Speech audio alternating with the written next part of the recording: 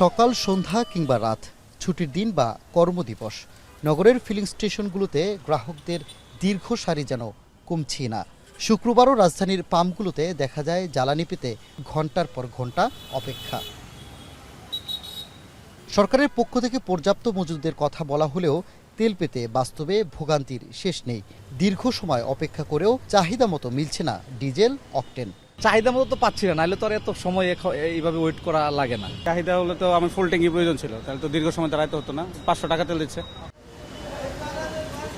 গ্রাহকদের এমন উপচে পড়া ভিড় সামাল দিতে হিমশিম খাচ্ছে পাম্প কর্তৃপক্ষ।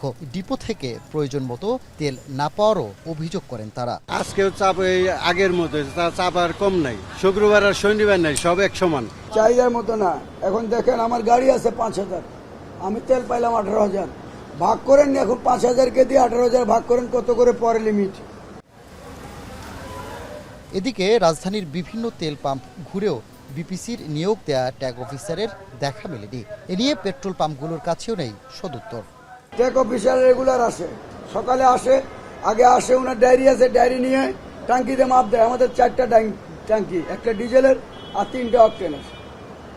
এই ট্যাঙ্কিগুলো তিনি মাপ নিয়ে খাতায় নিয়ে ওই ম্যানেজার রুমে বসে থাকে। এপ্রিল মাসে দেশে ডিজেল চাহিদা রয়েছে 4 লাখ টন, বিপরীতে জরুরি মজুদ আছে 2 লাখ টন। জ্বালানি সাশ্রয়ে সরকারি বেসরকারি অফিসের সময় কমিয়ে আনা সহ বেশ কিছু সিদ্ধান্ত নিয়েছে সরকার। পাশাপাশি বিভিন্ন দেশ থেকে জরুরি ভিত্তিতে জ্বালানি কেনার চেষ্টা চলছে। সানি মৃধা, এখন, ঢাকা।